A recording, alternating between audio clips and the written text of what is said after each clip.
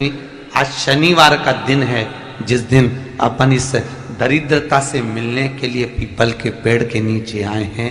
हिंदू धर्म में ये दिन पीपल के वृक्ष के लिए पूजनीय होगा। जो भी शनिवार के दिन पीपल के वृक्ष की पूजन करेगा, दूध चढ़ाएगा या मिष्ठान का भोग लगाएगा, लक्ष्मी और नारायण उसके घर में प्रवेश कर जाएगा।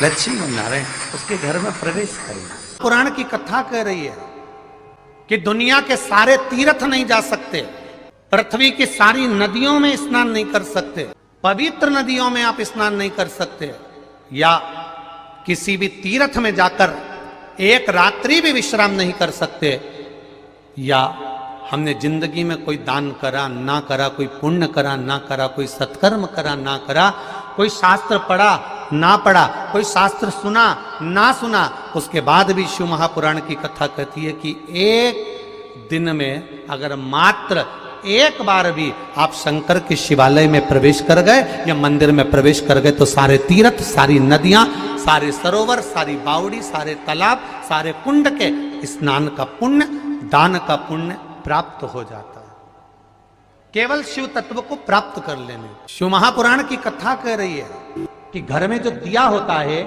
वो दीपक भी कोई साधारण नहीं होता, उस दीपक की भी महत्वता है, उस दीपक का भी वर्णन है। महाराज एक बात और बहुत अच्छे से सुनिएगा, शायद आपकी जिंदगी को सवार हो, शायद आपके जीवन को सवार हो। मेरी जीजियों, मेरे जीजाओं, मेरी बेटियों, बेटाओं, कभी मौका लगे शंकर भगवान के शिवलिंग के पास में आप बैठे हैं, यहां तक शास्त्र कहता है कि घर में अगर किसी को बहुत तेज बुखार आ गया है, बहुत तेज बुखार, और बच्चा उस बुखार में तप रहा है, बहुत तप रहा है, महाराज तुम जिस दिए में भगवान की आरती उतारते हो, जिस दिए से तुम भगवान की पूजन करते हो, कभी मौका लगा और आप पूजन करने के लिए गए,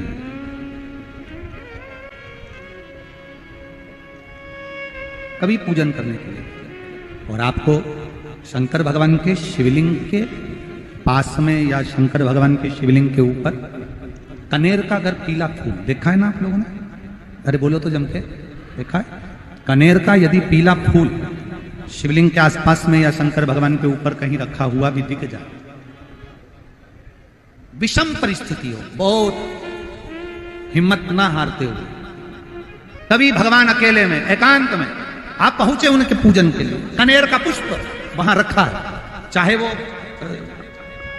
वो जलाधारी पर रखा हो, चाहे वो शिवलिंग के पास में रखा हो, शिवलिंग पर रखा हो, उस कनेर के पुष्प को अगर आप 5 जगह का स्पर्श कराकर अपने हृदय की बात कहकर वापिस महादेव को समर्पित कर देते हो, तो भी मेरा महादेव तुम्हारे दुख का निवारण कर देगा। अब वो 5 स्थान, वो 5 स्थान, पहला गणेश जी, गणेश जी का जो स्थान होता है वह जगह, दूसरा षडानंद कार्तिक, तीसरा अशोक सुंदरी वाला स्थान, चौथा जलाधारी जो ऊपर से बूंद बूंद जल नीचे गिरा रही है, जया, विषहरा, शामली बारी, दौतली, देव, शंकर जी की 5 बेटियों का, और 5वें नंबर का है शंकर भगवान के, जो कैसे वर्णन किया जाए, त्रिशूल के 3 भाग होते हैं। करें दर्शन आप लोगों ने, जैसे सामने त्रिशूल लगा है, इस त्रिशूल के ऊपर देखेंगे तो 3 भाग दिख रहे हैं, नजर आ रहे हैं सबको? त्रिशूल का जो 3 भाग होता है, उस 3 भाग का जहां ज्वाइंट होता है, जहां मिलता है, एक जगह पर देखो तीनों भाग एक जगह पर मिले हुए, 3 भाग का जहां मिलन होता है, पंचम स्थान, ये 5वां स्थान, यहां पर स्पर्श कराकर शिवलिंग पर अपनी कामना कर कर श्री शिवाय नमस्तुभ्यम कहकर बाबा से अपने मन की बात कहकर जो समर्पित कर देता है, हम 3 महीना भी नहीं कहेंगे, हम तो कहेंगे अगर ज्यादा दुख है 3 दिन इंतजार करना, मेरा बाबा उस दुख को मिटाएगा।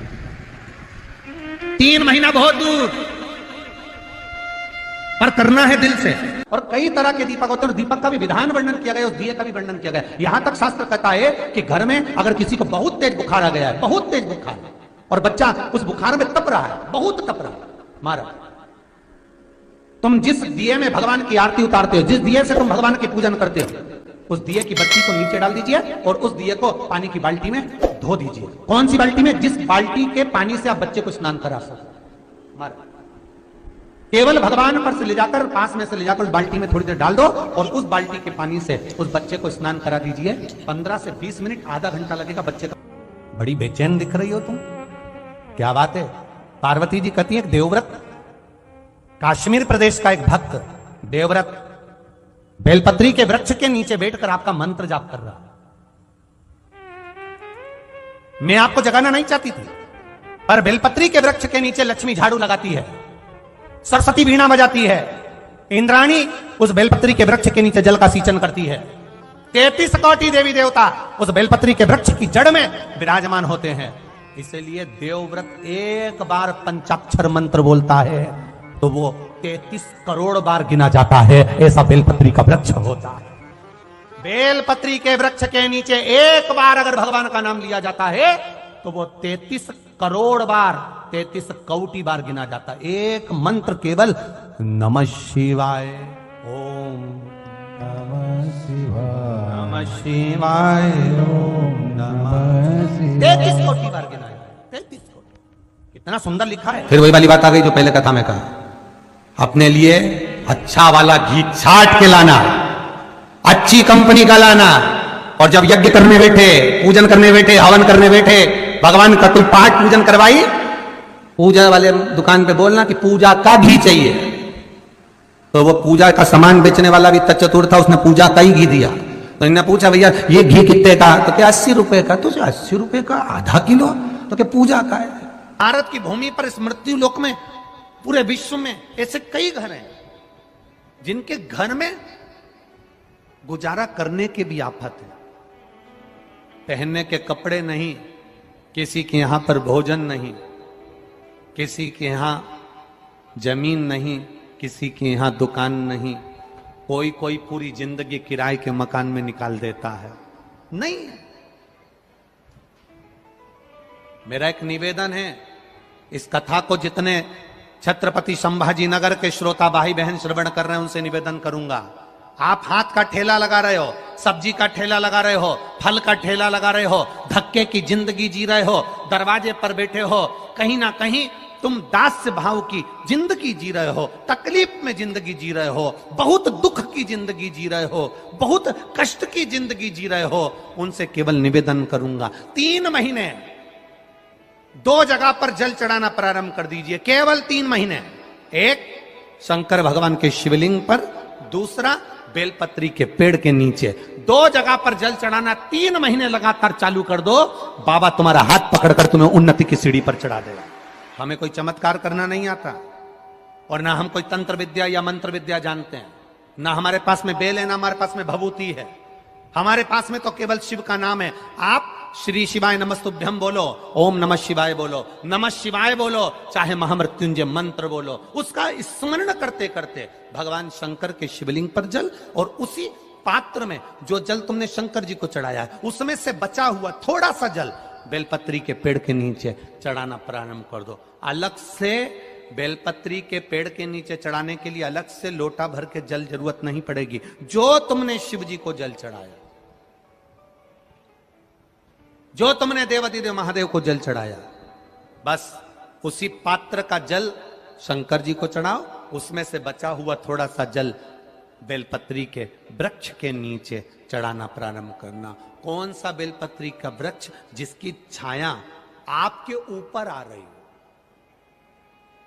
शिव महापुराण बड़ी सुंदर बात कहता है, ध्यान दीजिएगा। जिस बेलपत्री का पौधा तुम्हारे सिर का, और ये दोनों हाथ ऊपर कर लो, अपन खड़े हुए और खड़े होकर दोनों हाथ ऊपर करे, इतना बड़ा बेलपत्री का पौधा है, उस बेलपत्री के पौधे की पत्ती को कभी तोड़कर शंकर जी को नहीं चढ़ाना चाहिए। ध्यान रखना, कितना बड़ा पौधा। आप खड़े हो जाओ और खड़े होने के बाद आपका हाथ ऊंचा कर लेना।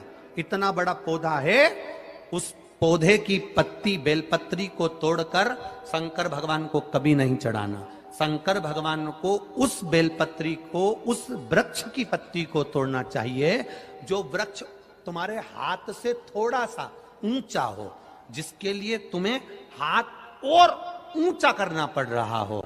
जैसे एक बच्चा अपनी मां की गोद में बैठने के लिए दोनों हाथों से उचकता है, आवाज लगाता है, उचकता है, आवाज लगाता है, हाथ ऊपर करता है, तो मां उस बच्चे को गोदी में ले लेती है। उसी तरह उस बेलपत्री के वृक्ष की पत्ती तोड़ना चाहिए जिसने थोड़ी उन्नति कर ली हो, जो थोड़ा ऊंचा हो गया हो। तुम उसको पाने का प्रयास करो तो भगवान भी तुम्हें अपनी गोदी में ले ले। ऐसे वृक्ष की पत्ती तोड़। अब तुम छोटा सा पौधा, बिल्कुल जरा सा पौधा, उसी की पत्ती तोड़कर महादेव को चढ़ाओगे, ये श्रेष्ठता नहीं। यदि बेलपत्री का पेड़ आपके यहाँ है और मान लो कई लोग बेलपत्री गमले में लगाते हैं या छत के ऊपर लगा देते हैं, बेलपत्री का वृक्ष जो होना चाहिए वो घर के ठीक पीछे के भाग में, पीछे के भाग। या बेलपत्री का वृक्ष अगर पीछे नहीं है तो आप अपने घर से जब बाहर निकलते हैं तो राइट हैंड की ओर बेलपत्री का वृक्ष होना चाहिए। आप जब घर से प्रवेश कर रहे हैं, बाहर की ओर निकल, वो सुख का अनुभव करा। यदि घर से निकलते समय बेलपत्री का पेड़ लेफ्ट में अगर आता है, आप जिस घर से निकल रहे हो लेफ्ट में अगर बेलपत्री का पेड़ आता है तो आप 1 रुपए कमाएंगे, 1.25 रुपए खर्च होगा, पैसा हाथ में टिकेगा नहीं। घर में 10 लोग भी कमा रहे हैं तो पैसा घर में दिखेगा नहीं, आएगा जरूर, सारे काम होंगे पर टिकेगा नहीं। यदि लेफ्ट में राइट भाग का बेलपत्री, सुख का अनुभव। बेलपत्री का वृक्ष घर में लगाओ तो घर के पीछे के हिस्से में लगाना चाहिए, और ऐसी जगह नहीं लगाना कि जहां पर बेलपत्र में गंदा पानी जाए या कोई गंदी वस्तु उसके नीचे पड़े। 33 करोड़ देवी देवता बेलपत्री के पेड़ के नीचे सोमवार के दिन, कोई रविवार के दिन, कोई मंगलवार, कोई बुधवार, कोई गुरुवार, कोई शुक्रवार, कोई शनिवार के दिन बेलपत्री के नीचे आकर 33 करोड़ देवी देवता हो तप करते हैं, साधना करते हैं। बेलपत्री के पेड़ का बड़ा प्रमाण है। एक बेलपत्री ऐसी होती है जो कि शंकर पर अगर चढ़ी हुई है तो वापिस उतार कर धोकर फिर शिव को चढ़ा सकते।